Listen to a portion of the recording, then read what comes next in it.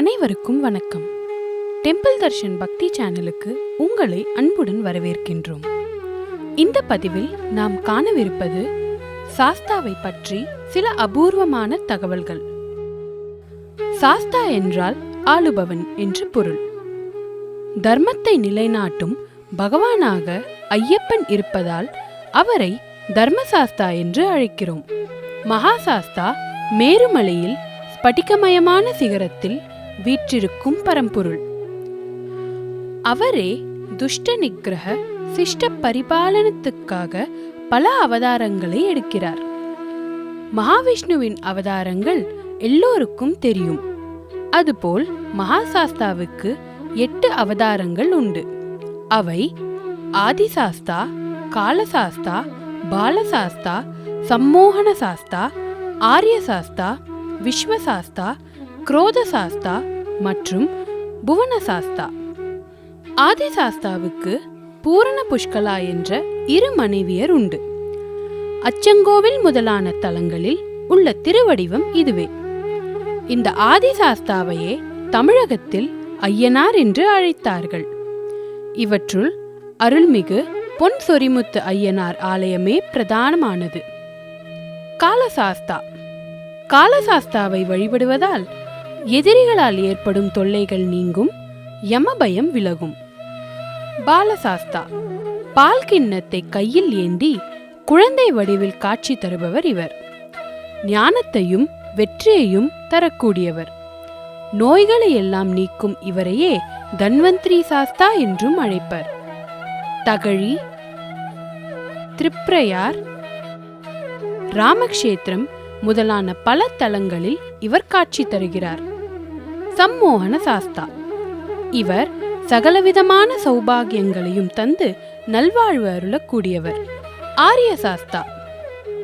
ஆரியசாஸ்தா எனும் அவதாரத்தில் சாஸ்தாவுக்கு பிரபா என்ற மனைவியும் சத்யகன் என்ற மகனும் உண்டு. இவர் குழந்தை பாக்கியமும் தரக்கூடியவர். திருக்குன்னப்புழை எனும் க்ஷேத்திரத்தில் சுமார் 10 அடி உயரத்தில் திகழும் ஸ்ரீ பிரபா சத்யக சாஸ்தாவை தரிசிக்கலாம். இவரது திருக்கோயிலே 108 சாஸ்தா ஆலயங்களுக்கும் முதல் திருக்கோயில் என்பார்கள். பகவான் வேட்டைக்காரனாக காட்சி தரும் திருக்கோலம் குரோதசாஸ்தா திருக்கோலமாகும். எருமேலி முதலான திருத்தலங்களில் இந்த திருவடிவில் சாஸ்தாவை நாம் காணலாம். புவனசாஸ்தா. புவனசாஸ்தாவாக அவதரித்த வேளையில் மதனா, பர்ணினி என்ற 2 மனைவியரை கொண்டதாக சுப்ரபேத ஆகமம் கூறுகிறது. மகிஷி சம்ஹாரத்தின் பொருட்டு ராஜசேகர பாண்டியனுக்கு மகனாக தோன்றியதே ஸ்ரீ சாஸ்தாவின் மணிகண்ட அவதாரம். இதுவே கலியுக அவதாரம். இந்த அவதாரத்திலேயே நைஷ்டீக பிரம்மச்சரியத்தை கடைபிடிக்கிறார் ஐயன். கலியுகத்தின் மாயை பாதிக்காத இடமாகவும் சகல பாவங்களையும் மாய்க்கும் இடமாகவும் விளங்கும் காரணத்தால் பகவான் அமர்ந்த ஸ்தலம் மகாயோக பீடம் என்று அழைக்கப்படுகிறது. அதனால்தான் அந்த தலத்தை தனது ஆலயமாக பகவான் தேர்ந்தெடுத்தார். ஆகாச கங்கையே மதங்க முனிவரின் தவத்துக்கிணங்கி பம்பா நதியாக உருவெடுத்து வந்தது. பகவான் சாஸ்தா ஆகாச கங்கையுடனே பூலோகம் அடைந்து பம்பை கரையில் குழந்தையாக காட்சி தந்தார். அங்கேயே திருக்கோயிலும் கொண்டார். கலியுக தேவதையாக ஐயப்பன் விளங்கும் காரணத்தால் சத்தியமே ஒரு தேவதையாக உருவெடுத்து சபரிமலையில் 18ஆம் படியாக விளங்குகிறது. அதனால்தான் சபரிமலைக்கு இந்த தனிச்சிறப்பு. இருமுடி இல்லாமல் ஐயப்பனை கூட தரிசனம் செய்யலாம். ஆனால் 18ஆம் படி ஏற முடிவதில்லை. மகிஷியை வதம் செய்ய மணிகண்டன் புறப்பட்ட போது தேவேந்திரனே சிங்கமாகவும் குதிரையாகவும் உருக்கொண்டு ஐயப்பனை தாங்கி நின்றான். வன்புலி வாகனன் என்று நாம் ஐயப்பனை அழைத்தாலும் அது புலிப்பாலுக்காக நிகழ்ந்த ஒரு சம்பவம் மட்டுமே. உண்மையில் சபரிமலையில் பகவானின் வாகனம் குதிரைதான். கொடிமரத்தின் மேலே குதிரை உருவமே அமைக்கப்பட்டிருப்பதையும் காணலாம். 18ஆம் படிகளுக்கு காவலாக கடூருவன் என்ற கடுத்த சுவாமியும் கிருஷ்ணாபன் என்ற கருப்ப சுவாமியும் இருப்பதாக ஸ்ரீ பூதநாத உபாக்கியானம் கூறுகிறது. சபரிமலையின் மணிகண்டனின் அங்கரட்சகனாக விளங்குபவன் வாபுரன் என்ற சிவபூதகண தலைவன்.